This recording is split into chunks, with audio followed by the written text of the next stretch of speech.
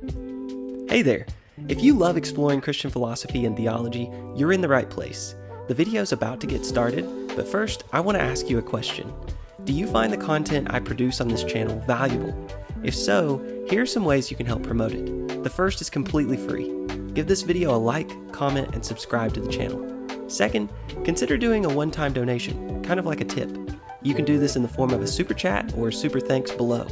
Third, consider becoming a patron. Patrons get early access to videos, they get to be a part of a patron-only Facebook group we call TAC Academy, and patrons can participate in the book club that meets on Zoom once a month. The link to become a patron is in the description. Thanks to all my current patrons for your support. Enjoy the interview. If you love science, then you're going to love this interview. Welcome, I'm Jordan, and this is The Analytic Christian, the channel that helps you explore Christian philosophy and theology. Today, I'm joined by Dr. Kevin McCain. Hey there, Dr. McCain. Hello. He has published a new book with Cambridge University Press called Understanding How Science Explains the World. And this is an interesting interview because Dr. McCain is an expert when it comes to evidence and this topic. However, he's also a Christian. And so near the end of the interview, I want to ask him how his Christianity might intersect with a scientific view of the world. All right. So thank you so much for joining me, Dr. McCain. Yeah, thanks for having me, Jordan. This is great. Let me just ask you, what led you to write this book? Yeah, it's kind of interesting. So, as you mentioned, I do a lot of work on evidence, and I also do, in particular, on explanatory reasoning and how that leads to justification and knowledge and that sort of thing. And then, practically, what led to this is the series editor, Kostas Kamperakis, is a friend of mine, and we've co-authored a book and edited some things together. And he is the series editor for this Understanding Life series. And he contacted me because he said, most of the books in the series are pretty narrowly focused on scientific topics, right? And specifically within the life sciences. So they have understanding evolution, understanding coronavirus, and so on. And Kostas told me, he said, it'd be really nice to have something that was a little more broad, more philosophy of science that's applicable to, understanding of science more generally. And he said, I think you might be good for writing the book. So why don't you write up a proposal and we'll send it out for peer review since, it's Cambridge University Press. So it has to go through a peer review process. So it was write up the proposal, we send it out, get some feedback, revise the proposal, see what they think. And I thought, yeah, it sounds like, fun. And I thought about what I'd want to do and wrote up the proposal, and we sent it out to he sent it out to some really good philosophers of science. And so I got some really great feedback, revised it, wrote it up, and then, then you send it out again to make sure once it's finished, and then here we are. So they eventually passed it through. Yeah. And I just want the people that view this video to make sure they understand that you are an expert on this topic. So you're a professor of philosophy at the University of Alabama. Your area of expertise is on the nature of evidence, right? And right. And in this realm of philosophy of science, there were many other philosophers of science who reviewed this manuscript, and you revised it, and then it was published with Cambridge University Press. So you're not just some Joe Schmo off the street. You're an expert on this topic, and it doesn't mean everything you say is automatically right, but we should take seriously what you say. Well, that sounds great to me. Okay. Now, I want to get into the meat of the book here. So sure. How does a scientific explanation, because the book's about how science explains the world. So how does a scientific explanation differ from just ordinary explanations? Yeah, that's a great question, Jordan. And this is really uncontroversial. It doesn't really, in one sense, right? So the difference between a scientific explanation on the one hand and an everyday explanation on the other hand is not really a difference in kind. It's more of a difference in degree. So, clearly scientific explanations are often much more rigorous. They're often supported by much more evidence, but they're the same sort of thing. And so that's why when you look at this literature on scientific explanation, so even, where there's all these debates about what exactly explanation is and how we should understand scientific explanation, you'll see a common thing is the discussions will shift back and forth from very technical discussions of explanations that are actually given in science and very basic, ordinary explanations. Like a classic example is, why did the inkwell fall off the table, right? And often it'll be, because someone bumped the table with their leg. And one of the sort of things that a lot of philosophers of science, probably most, are aiming at is accounts of explanation that capture both what happens in rigorous science and an everyday explanation. Mm-hmm. Because broadly, an explanation is just answering why or how something happens. And so scientific explanations, we do that just in a much more rigorous way than we do ordinarily. So, like I said, in a sense, they're really the same thing. And this fits, I think, a lot with Einstein had said in the past, right, that scientific thinking is, in a rough paraphrase here, that it's just a refinement of common sense thinking. And I think you really see that when it comes to the nature of scientific explanation. So I'm a biology and chemistry and anatomy teacher at a public high school, and I always start at least my biology class with a unit on just the nature of science, and we think about how you design experiments and so forth and come up with scientific explanations. And one of the examples I give my students that connects with them is, why is my phone not charging? So we've all had this happen to us where we've plugged in our phone and we think it's charging. We wake up the next morning and it didn't charge. And so you Right. wonder, why did that happen? And they can very easily come up with like potential explanations. Well, maybe the charger's broken, or maybe the outlet in the wall isn't working, or something like that. And then you can go about designing an experiment to test that.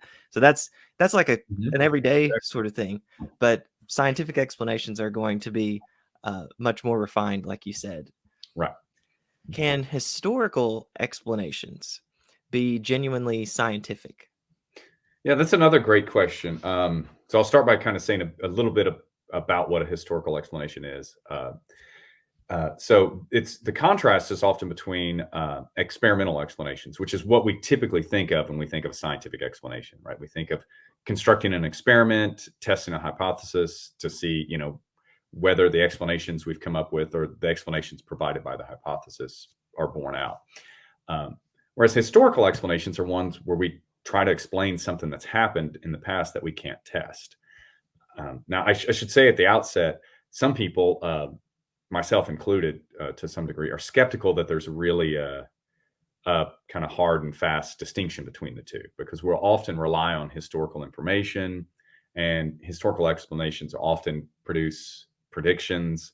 But in general, that's the sort of idea that an experimental explanation is something that we can run experiments and test kind of repeatedly to see how it works out.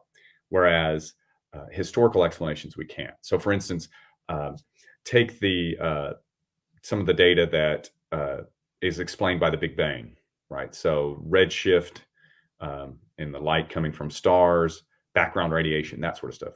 In a sense, we can't run an experiment to test the Big Bang, right? We can't just create a new universe and see how did this work out. But we can still have really good evidence for thinking that that theory is true, right? Because it provides such a good explanation of this data.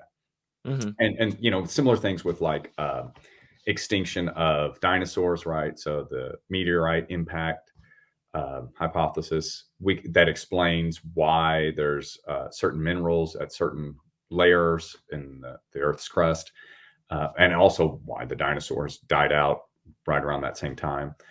We can't repeat that, right? Because we don't have dinosaurs here, and presumably we don't want to cause some sort of cataclysmic event to see whether this would work out.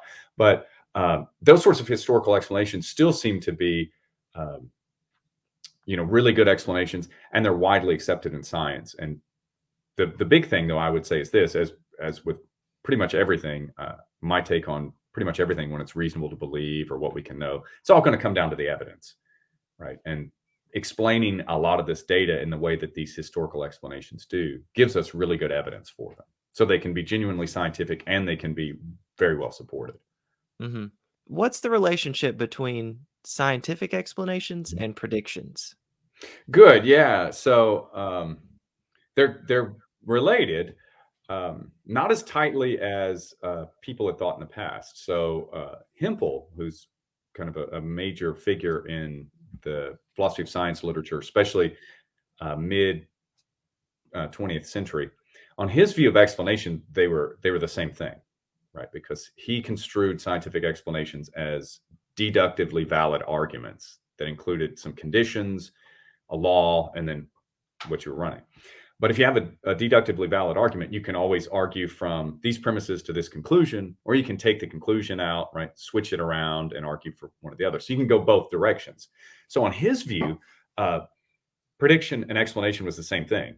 Prediction just looked forward to what was going to happen, explanation backward, and it was all exactly the same. Well, now it's pretty widely accepted amongst philosophers of science that Hempel's account of explanation is flawed. And so, it doesn't work. And so we've kind of gotten rid of that. But then there's still this sort of connection, but they're different. They can come apart. And here's a way of thinking about it. When we make predictions, a lot of times we'll construct models. So an example I talk about in the book is think about climate models. So you might have one climate model that makes various assumptions, and then another one that makes different assumptions, right? Because anytime we model, we're going to make at least some idealizations, right? We don't have a perfect one-to-one mapping of the system we're modeling, or else we don't have a model, we have a recreation of the system, right? So one model might make some assumptions, another one might make some other even inconsistent assumptions to model something, and so on. But then for prediction, if we really want to get an accurate prediction, what we might do is say, okay, let's look at all of these models and see if there's anything where they overlap and they all predict the same thing. So if you have that, you have a really strong prediction, right? Because it shows that given all these various assumptions in these various different models, we're going to get the same thing. Great prediction, but not a good explanation of why it happened, right? Because it relied on inconsistent assumptions. So it can't be that what each model is saying is correct about what led to this event. So in that case, you can see where they kind of come apart readily, because you can see, oh, we can get really good predictions this way, but no explanation. And then that can go in reverse. So for instance, there are cases where we can do a great job explaining something, but we couldn't have predicted it very well beforehand. So earthquakes are a good example of this, say tornadoes and things like that.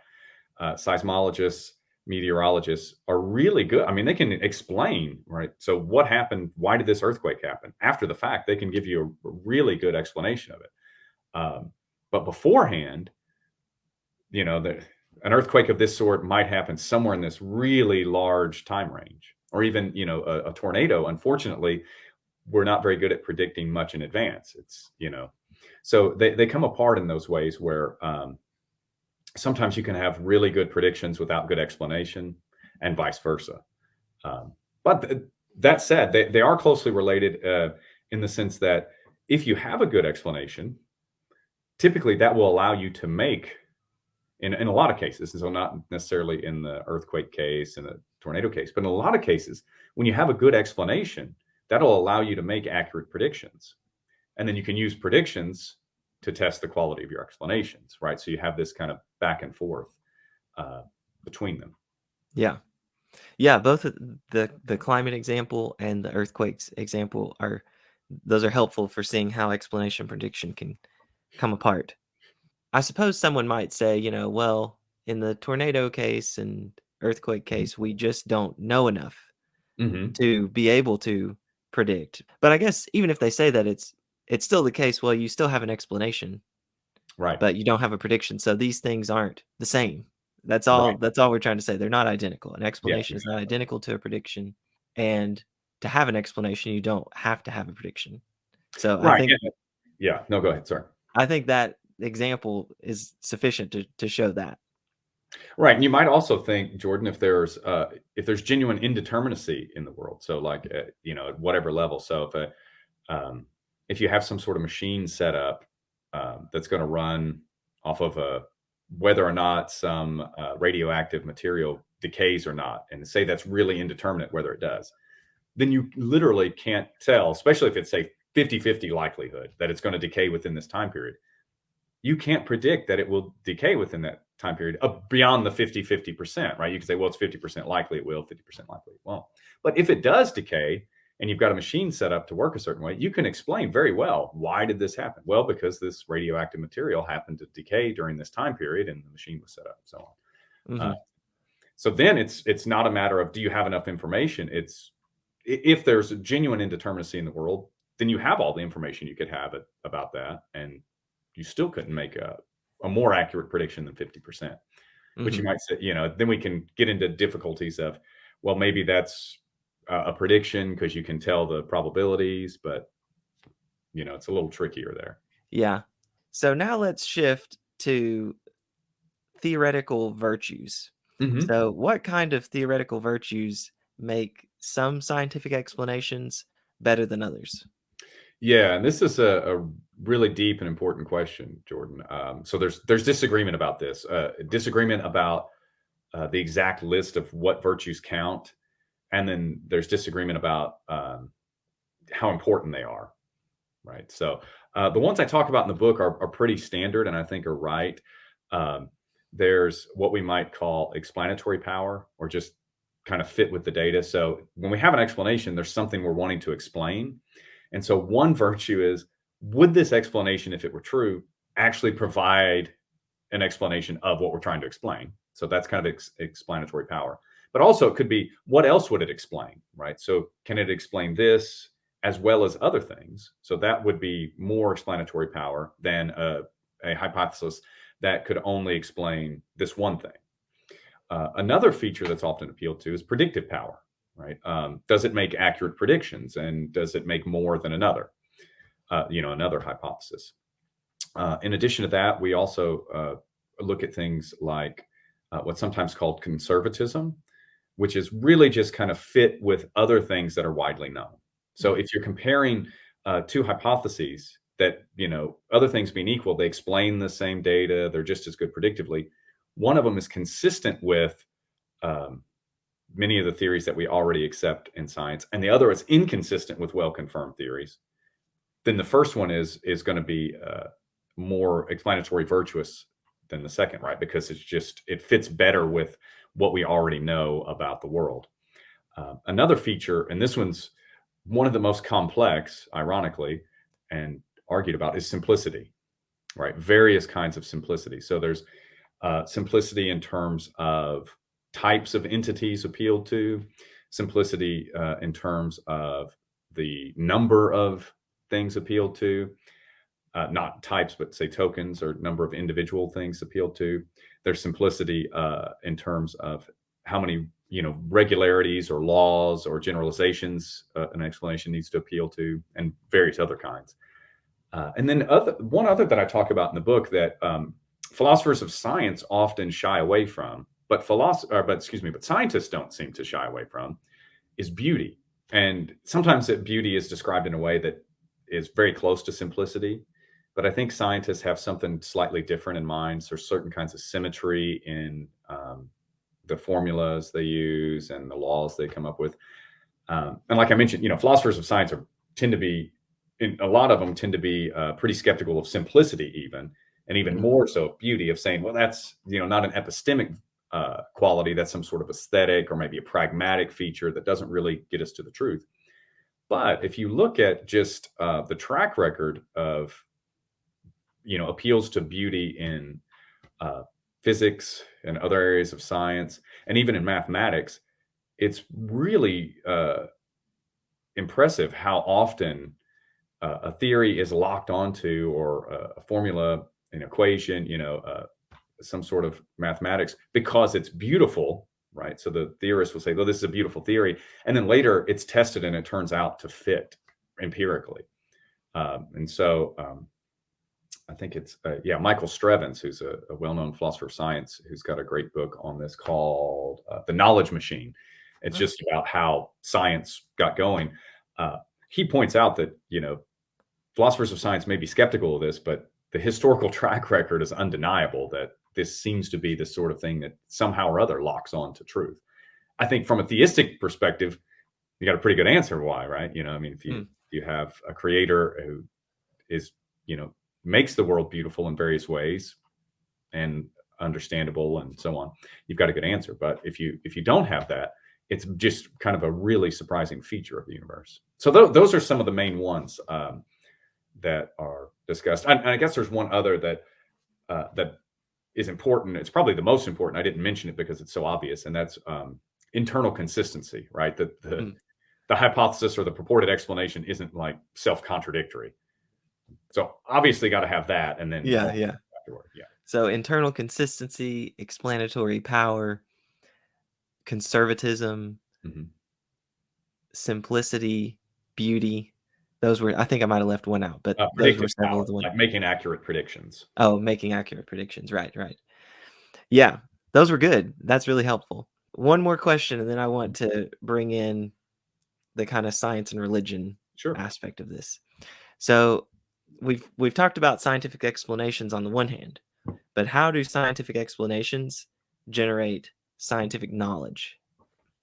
Good. That's a great question. This is the sort of thing that's very near and dear to my heart. This is where my research in epistemology and philosophy of science, it's where it all comes together and what I really think about a lot. And basically, the way explanations yield knowledge is there via inference of the best explanation. Right. So I guess there's another sense in which they yield knowledge. If we come to know that a particular explanation is true, then we have knowledge of, just how this thing occurred. We have this descriptive knowledge of, well, these events led to this.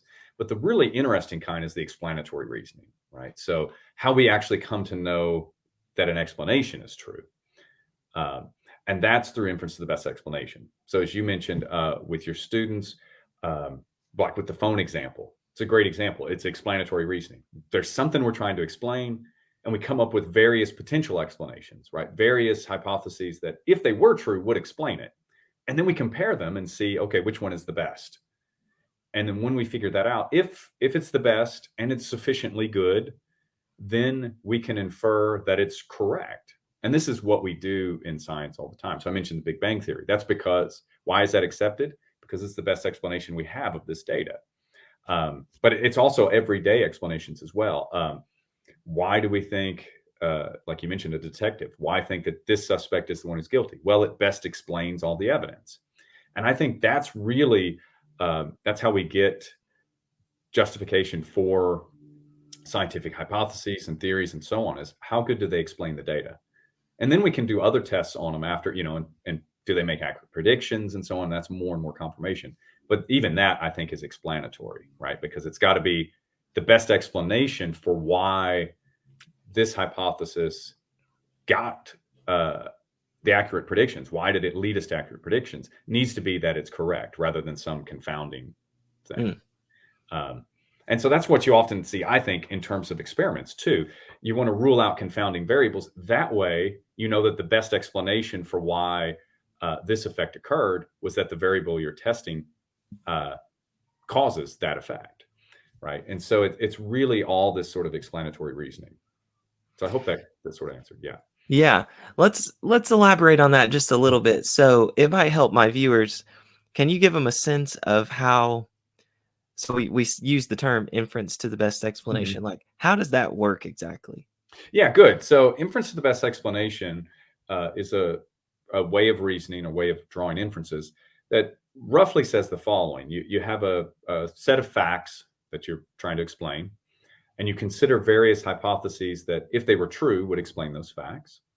Then you compare them, and you infer that the best explanation, right, the hypothesis that offers the best explanation of the facts, is true, or at least likely to be true, or so on. And then often it's presented just that way, but really there needs to be a further qualification, and that's the best explanation that's sufficiently good, right? Because there can be instances where all you've got are bad explanations, right? You have no clue, and you come up, well, it could have been this or this, and maybe option A explains better than option B, but option A is a pretty horrible explanation, right?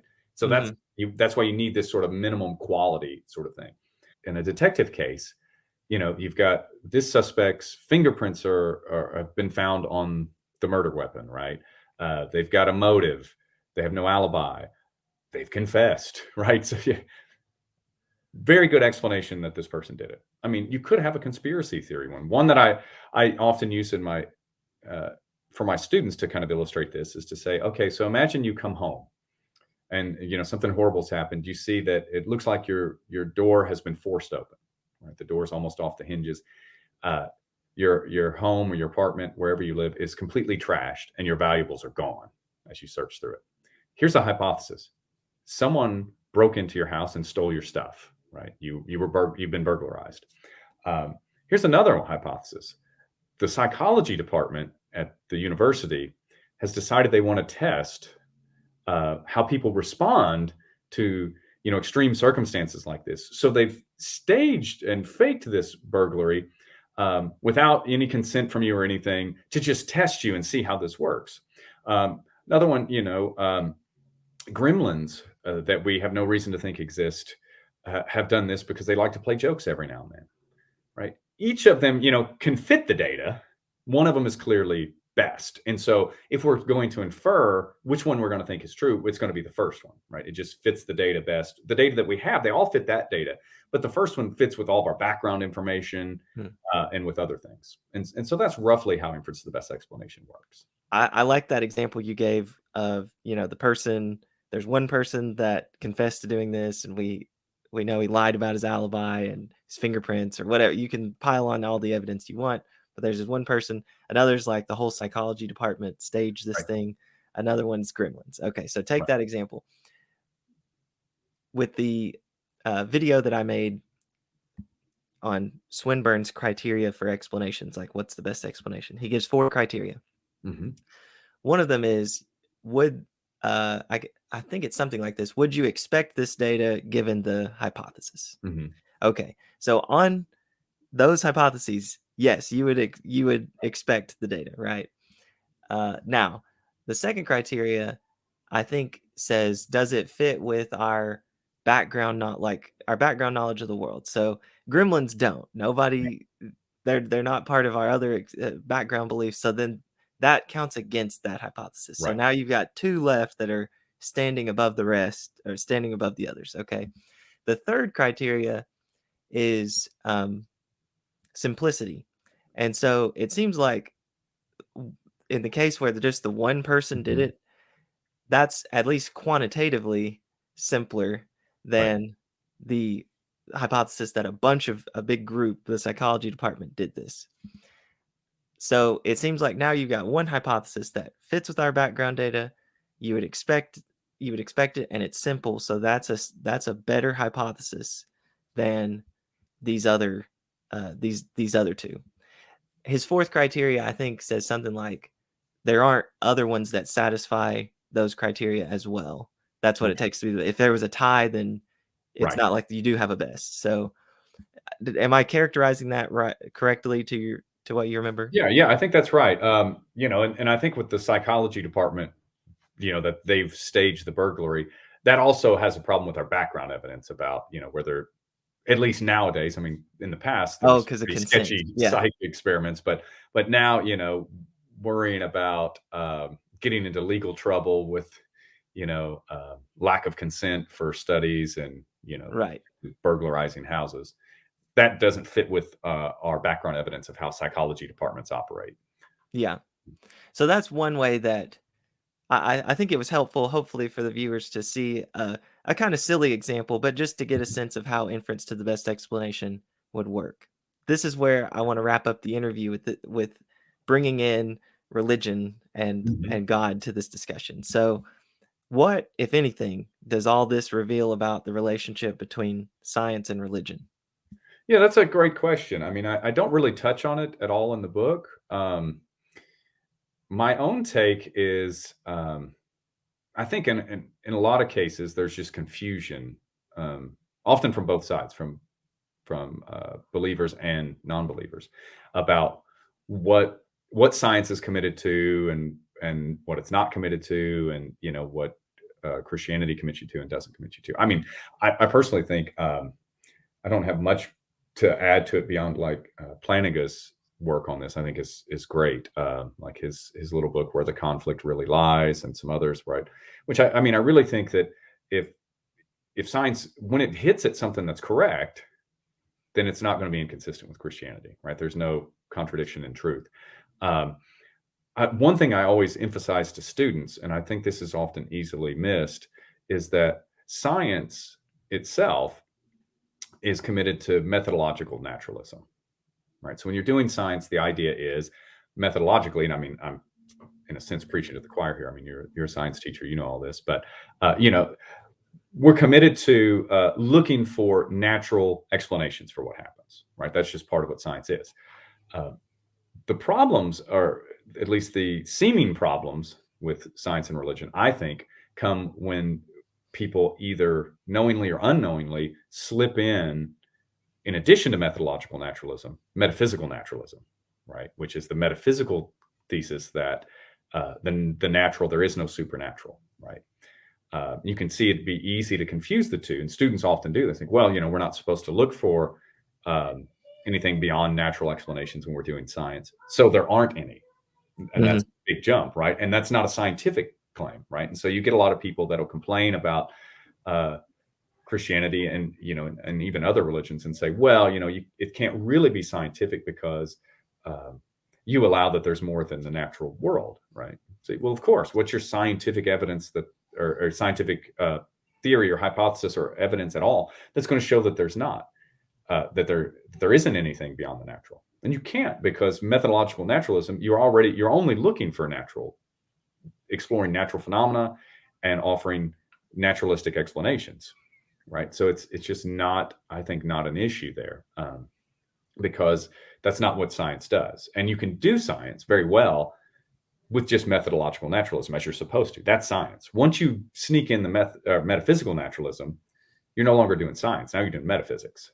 And one of the things I like to point out to students, if you look at the growth of science just historically, it's because largely because the people that were first doing science were deeply religious, that they even bothered, right? Because they thought, okay, and by and large, they're Christians, right? In the scientific revolution, it's because they thought, look, God created the world and made it intelligible to us. There are laws because it's even built into our understanding of science to some degree, scientific laws, because there's a lawgiver, right?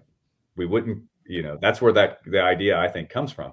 And so you get someone like Newton, who, when he's, conducting science and doing all this stuff, physics, who just thinks, look, I'm just looking and figuring out how God created, which is an interesting tidbit that I mentioned to my students.